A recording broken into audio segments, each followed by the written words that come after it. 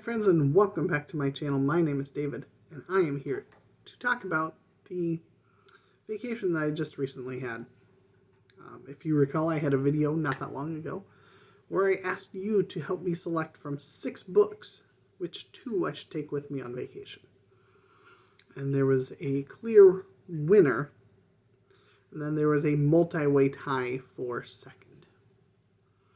And so I had to give a little bit of weight to experience of voters on which one should break that tie. But I do intend to get to all 6 of those reads sometime in the near future. They are all near the top of my list of books that I plan to read. But I do want to talk about the 2 books I took with me. So we'll start with that. And then I'll just talk a little bit about the short trip I went on here at the end of the video. So if you don't care about that at all, you'll still get the bookish content. So the first book is Nightwings by Robert Silverberg. This is the first book I've read by Robert Silverberg, and it will certainly not be the last. I've got, I think, one other novel of his on my shelf, as well as a couple of short story collections of his, along with plenty of things that he helped edit. My apologies for the sump pump. We've gotten a lot of rain, and it's not gonna stop anytime soon. Anyway, Nightwings is about a man who is defined by his guild. He is a watcher. He is watching, and his guild has been watching for so long that it feels like what they are watching for is no longer relevant. And he is on a pilgrimage of sorts to Rome, R-O-U-M. You will notice when reading this a lot of familiar place names with new spellings, because this is set in a future of Earth. And I don't want to spoil much of the book at all, other than it is fantastic. It is split up into 3 parts. And there's a nice little introduction that kind of talks about the process of it being sold. And it helped him in a tight spot. The first 2 sections ended up being nominated for awards.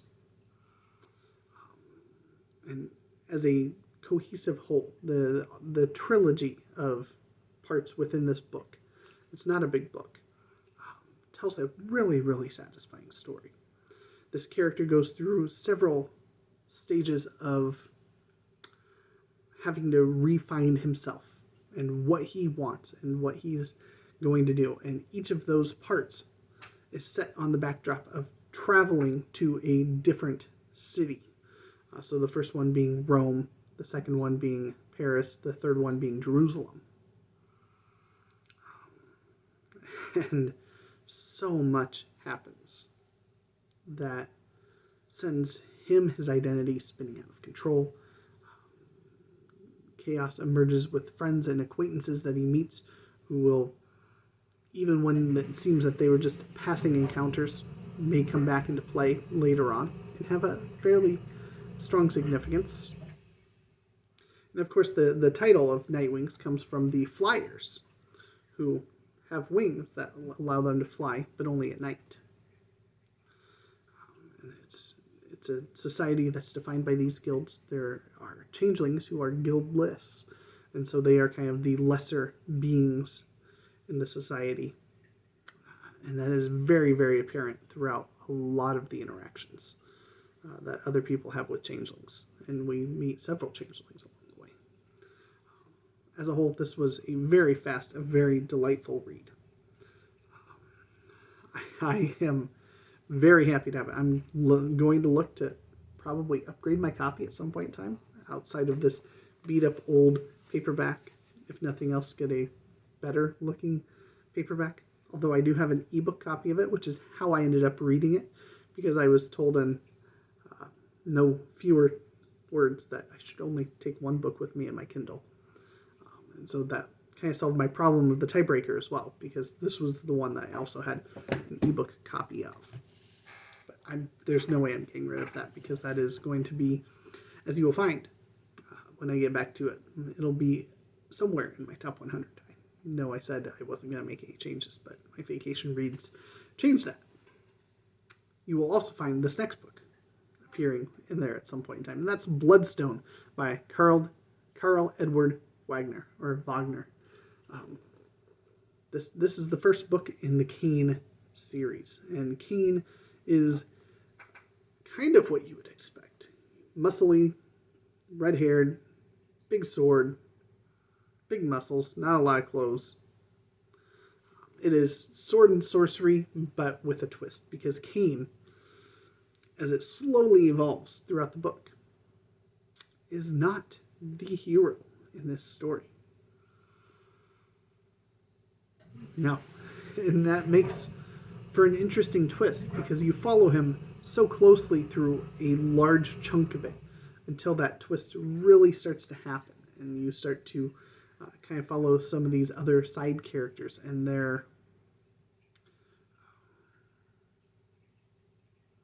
attempts to thwart Kane in his power-hungry thirst for power and for domination via this ring that he finds, the Bloodstone. It is something that he covets, he treasures, and never wants it parted from him. And getting it out of his control ends up being the giant crux of the problem that faces the people who were in opposition to Kane. Because with this Bloodstone, once its power is maximized, nothing is going to be able to stop him. And so how do they fight against that, resist that? It is really, really good.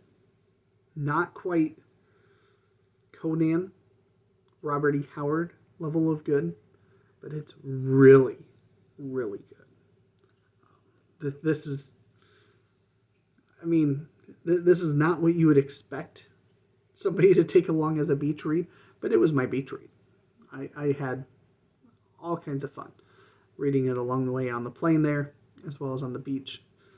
I had it finished before we even went to the airport to try to get on the way back. So that's when I was reading Nightwings, and just enjoyed every bit of this. I have a couple more of the Kane novels on my shelf, thanks completely to the generosity of none other than Michael K. Vaughan, who is just fantastic. And he has introduced to me yet another wonderful character.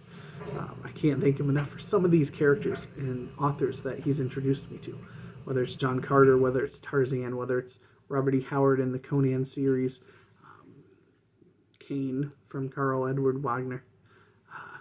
Just so many good reads that I can't help but thank him for.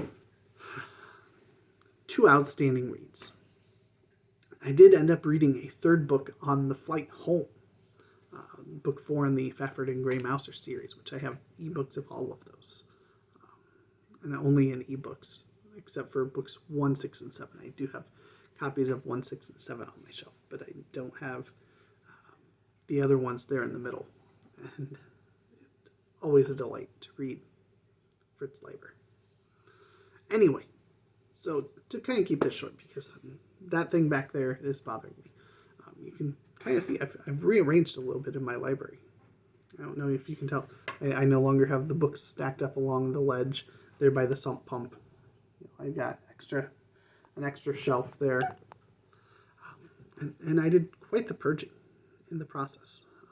Made some really hard considerations about what's on my shelf and what doesn't need to be on here, because thinking about bookshelf essentials, thinking about my top 100 books, got me to really wanting to evaluate what is on my shelf and what is the kind of stuff that even 5 years from now will probably still be unread, because it's never going to hit the top of, yes, I'd love to read this. It's always going to be in that category of, yeah, it sounds kind of interesting, I might want to read it someday. Those books, I don't have a place for those. I don't want to keep those. I don't want them to just be sitting on my shelf, holding up real estate for no real reason. I've got probably still at least 200 books that I haven't read that did stay on my shelf. I've got 400 or 500 books on my Kindle that were gifted, and most of which I have not read either. So I've got no shortage of things to be reading. And yeah, so it felt good to do some culling there. But anyway, so the vacation, my wife and I, we got away for just a couple of days. We flew out Friday morning. We flew back Sunday afternoon. We flew out to West Palm Beach in Florida. We stayed at a hotel in Deerfield Beach, which is just a little bit to the south of West Palm Beach where we flew in. And my wife had always wanted to go see the ocean, so we went out there with that sole purpose. I had a friend from work who retired out there just recently, and he's really big into diving, and so he invited us to meet up with him out that way. And he would take us on kind of a snorkeling tour of the Blue Heron Bridge, which is a pretty famous dive site for divers, but also has a good snorkeling trail. And we probably spent a good 3-4 hours out there in the water, just at that spot, acclimating to the idea of snorkeling and then going through that trail 2 different times, and just had an absolute blast. Really, really enjoyed that part. We both walked away knowing that that was the absolute highlight of our trip. It was a short getaway, and it was not long enough in terms of vacations, but almost too long in terms of being away from our kids, especially with our daughter. And, thankfully we have my wife's parents who are willing and capable of helping step in and just take care of her in a short-term capacity like that, to finally let us get a chance to get away and just have a little pick-me-up kind of time together. And it was just wonderful. It has me looking into doing more snorkeling and maybe even scuba diving, and trying that out sometime in the near future. Although I'm guessing, being here in central Iowa, there's not a lot of fantastic spots, but apparently there's about a good dozen spots that my friend could recommend around here. So anyway, that's enough. I'm